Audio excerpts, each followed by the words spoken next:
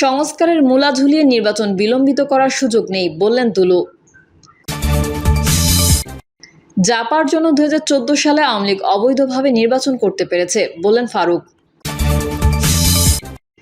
1-11 মতো বিএনপিকে মিডিয়া ট্রায়ালের সম্মুখীন করা হচ্ছে বললেন তারেক রহমান। জানাবো তারেক রহমানকে ধন্যবাদ জামায়াতে আমিরের।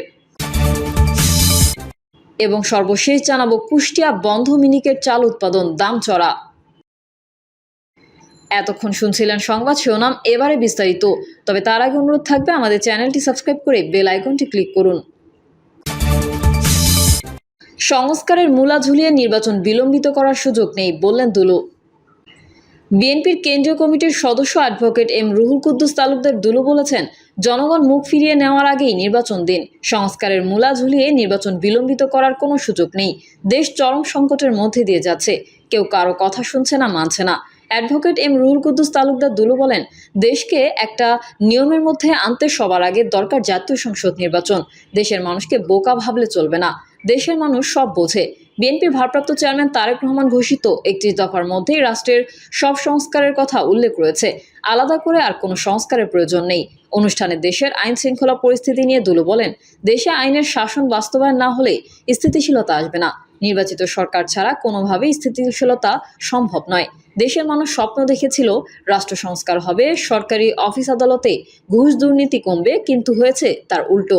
দেশে ঘুষ দুর্নীতি কমেনি, বরং বেড়েছে। দেশের আইন শৃঙ্খলা পরিস্থিতি মারাত্মকভাবে অবনতি হয়েছে। তিনি আরও বলেন, অন্তর্বর্তীকালীন সরকার সংস্কারের কথা বলে অযথা সময় নষ্ট করছে। দেশের মানুষের জীবনমান রক্ষার জন্য দ্রুত নির্বাচন দিতে হবে। আওয়ামী লীগ, ছাত্রলীগ, যুবলীগ তাদের দোসরদের সব ষড়যন্ত্র সম্পর্কে দেশের মানুষকে সজাগ থাকতে হবে। গত 16 বছর আওয়ামী লীগ, ছাত্রলীগ, যুবলীগ তাদের দোসররা যে জুলুম দুঃশাসন চালিয়েছে তা ভুলে গেলে চলবে না। জাপার জন্য 2014 সালে আওয়ামী লীগ অবৈধভাবে নির্বাচন করতে পেরেছে বললেন ফারুক। বিএনপি চেয়ারপারসনের উপদেষ্টা জয়নুল আবেদিন ফারুক বলেছেন, জাতীয় পার্টি জাতীয় বেঈমান। 2014 সালে আওয়ামী লীগ অবৈধভাবে নির্বাচন করতে পারত না, কিন্তু জাতীয় পার্টি নির্বাচনে যাওয়ায় তারা সেই নির্বাচনটা করতে পারে। যদিও অসুস্থ এরশাদকে সিএমএইচ নিয়ে জোর করে নির্বাচনে আনার ব্যবস্থা করা হয়। জয়নুল আবেদিন ফারুক বলেন, জুলাই-আগস্ট আন্দোলনের পরে ডক্টর ইউনূস ক্ষমতায় এসেছেন। ভেবেছিলাম আমাদের হয়তো আর কথা বলতে হবে না, বাংলাদেশ বিশ্বের দরবারে মাথা উঁচু করে দাঁড়াবে, কিন্তু আমাদের এখনও মানুষের অধিকারের কথা বলতে হচ্ছে।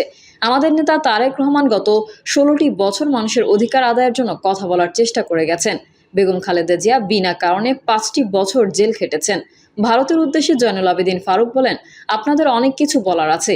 1971 সালে আপনারা সহযোগিতা করেছেন, আমরা স্বীকার করি, কিন্তু অবৈধ শাসক দেখে হাসিনাকে ক্ষমতায় রাখার জন্য চেষ্টা করছেন, এগুলো আমরা মানি না। 1-11 মতো বিএনপিকে মিডিয়া ট্রায়ালের সম্মুখীন করা হচ্ছে বললেন তারেক রহমান। 1-11 মতো বিএনপিকে মিডিয়া ট্রায়ালের সম্মুখীন করা হচ্ছে বলে মন্তব্য করেছেন দলটির ভারপ্রাপ্ত চেয়ারম্যান তারেক রহমান।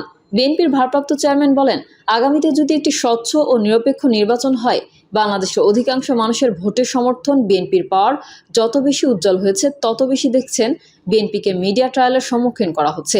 আজ সকালেও দেশের কয়েকটি পত্রিকায় কিছু ঘটনা দেখলাম। দেখার পরে কেন্দ্রীয় অফিসে যখন আমি খবর নিলাম, তারা আমাকে জানালো ঘটনা ঘটেছে এরকম, পত্রিকায় উপস্থাপন করা হয়েছে আরেক রকমভাবে। তিনি বলেন, একটি মহল বা যারা ষড়যন্ত্র করছেন বাংলাদেশ জাতীয়তাবাদী দল, জাতীয়তাবাদী শক্তির বিরুদ্ধে, একই সঙ্গে দেশের স্বাধীনতা সার্বভৌমত্বের বিরুদ্ধে, তারা তাদের অবস্থান থেকে এবং তাদের সঙ্গে যে মিডিয়া হাউসের সম্পর্ক আছে তাদের মধ্যে ঠিক 1-11 সময় যেভাবে বিএনপিকে মিডিয়া ট্রায়ালের সম্মুখীন করা হয়েছে, ঠিক একইভাবে এরকম একটি প্রেক্ষাপট কিন্তু তারা তৈরি করার চেষ্টা করছে। তারেক রহমান বলেন, বাংলাদেশের অস্তিত্ব, সার্বভৌমত্ব, গণতন্ত্র এবং জাতীয়তাবাদী শক্তিসহ সবকিছুর বিরুদ্ধে এরকম একটি ষড়যন্ত্র ধীরে ধীরে গড়ে উঠেছে। তিনি বলেন, এখানে একজন বক্তা নতুন ভোটের কথা বলেছেন, তাদের কি চিন্তা ভাবনা, এগুলো এখনও আমরা সঠিক জানি না। আমি তো মনে করি নতুন যারা ভোটার, এদের কাছে যুক্তিতর্ক সবকিছু দিয়ে আপনারা তাদের মোটিভেট করতে সক্ষম বলে আমি বিশ্বাস করি। অনলাইন অ্যাক্টিভিস্টদের উদ্দেশ্যে তারেক রহমান বলেন, যখন থেকে বাংলাদেশের জনগণ ও গণতন্ত্রের ঘাড়ে স্বৈরাচার চেপে বসেছিল, তখন থেকে আপনারা সংগঠিত হয়ে জনগণ ও বিরোধী দলীয় নেতাকর্মীদের কথা তুলে ধরেছেন। যে যুদ্ধ আপনারা করেছেন, যার কারণে আপনাদের বিভিন্ন অত্যাচার ও নির্যাতনের মধ্যে দিয়ে যেতে হয়েছে। তারেক রহমানকে ধন্যবাদ জামায়াতে আমিরের। বাংলাদেশ জামায়াতে ইসলামীর আমির ডক্টর শফিকুর রহমান বলেছেন, ধর্ষণের শিকার শিশুর বাবাকে হত্যার ঘটনার খুব অল্প সময়েই বিএনপি পরিবারটির খবর নিয়েছে এবং তাদের নেতারা এটাও বলেছেন এই পরিবারের মামলা চালানোর যাবতীয় দায়িত্বভার তারা গ্রহণ করেছেন। ভুক্তভোগী পরিবারটির পাশে দাঁড়ানোয় বিএনপি ও তারেক রহমানকে ধন্যবাদ জানিয়ে তিনি বলেন, বিএনপির সঙ্গে কাঁধে কাঁধ মিলে এই মামলায় অভিযুক্তদের দৃষ্টান্তমূলক শাস্তি নিশ্চিত করতে কাজ করবে জামায়াতে আমির। জামায়াতে আমির বলেন, আমরা খুব ভরাক্রান্ত মনে আজকে আপনাদের সামনে হাজির হয়েছি। আপনারা জানেন, এই সদর উপজেলায় গত বুধবার একটি মর্মান্তিক ঘটনা ঘটেছিল। একটা অবুঝ শিশুকে নির্যাতন করা হয়েছিল। শিশুর বাবা এই নির্যাতনের প্রতিকার চেয়ে মামলা করেছিলেন। এটা ছিল তার নাগরিক অধিকার, কিন্তু নির্যাতনকারী জালেমরা মামলা করার অপরাধে মন্টুকে হত্যা করেছে। তিনি বলেন, আমরা এসেছি তাদের দুঃখকে ভাগ করে নেওয়ার জন্য। যেই ভদ্রলোকটি খুন হয়েছেন তিনি অতি সাধারণ মানুষ ছিলেন। তিনি বলেন, আমরা এসেছি তাদের দুঃখকে ভাগ করে নেওয়ার জন্য। যেই ভদ্রলোকটি খুন হয়েছেন তিনি অতি সাধারণ মানুষ ছিলেন। একটা মুরগির দোকানের কর্মচারী তিনি। তার বৃদ্ধ মা আছেন, স্ত্রী আছেন, 2.5 মাসের একটি সন্তান সহ 3টি কন্যা সন্তান রয়েছেন, কোনো ছেলে সন্তান নেই। তাকে খুন করার মাধ্যমে এই পরিবারকে পুরুষ শূন্য ও অভিভাবক শূন্য করে ফেলা হয়েছে। শফিকুর রহমান দাবি করেন, 90 দিনের মধ্যে এই মামলার রায় বাস্তবায়নের ব্যবস্থা করা হোক। আমরা পরিবারটিকে আশ্বস্ত করে বলেছি, আপনারা ভয় পাবেন না, সাহস রাখুন। এই প্রলয়ে আগা থেকে শেষ পর্যন্ত আমরা আপনাদের সঙ্গে থাকব। জামায়াতের আমির বলেন, পরিবারটি এই পর্যন্ত বিভিন্ন জায়গা থেকে ছোটখাটো অনেক সহযোগিতা পেয়েছে, কিন্তু খুব অনিশ্চয়তা পেয়ে বসেছে। আমি যখন কথা বলছিলাম তখন তাদের চোখে পায়রা নদীতে পরিণত হয়েছে। অনবরত চোখের পানি ঝরছিল। কোনো ভাষায় আমি তাদেরকে সান্ত্বনা দেব। তারা বলেছে, কে আমাদেরকে দেখবে? আমরা বলেছি, আমরাও আল্লাহর সৃষ্টি, আপনারাও তার সৃষ্টি। আল্লাহ তাআলা আপনাদেরকে দেখবেন। পরিবারের দায়িত্ব নিয়ে তিনি বলেন, আমি শিশুটিকে কোলে নিয়ে বলেছি, এই বাচ্চাদের বেড়ে ওঠা, শিক্ষা, চিকিৎসা এবং এই পরিবারের ন্যূনতম ব্যয় নির্বাহের পূর্ণ দায়িত্ব মহান আল্লাহ তাআলার তরফ থেকে জামায়াতে ইসলাম গ্রহণ করলো। এই শিশুরা বাবার ভূমিকা থাকা অবস্থায় যেমন ছিল তার থেকেও একটু ভালো চলবে ইনশাল্লাহ। হতে পারে এই শিশুগুলো একদিন জাতির জন্য সম্পদ পরিণত হবে। তিনি আরও বলেন, আমাদের কাছে মানবিক ব্যাপারে কোনো দলমতের ব্যাপার নাই। যেখানে নির্যাতন সেখানেই জুলুম, সেখানেই আমরা মজলুমের পক্ষে, জালিমের বিরুদ্ধে।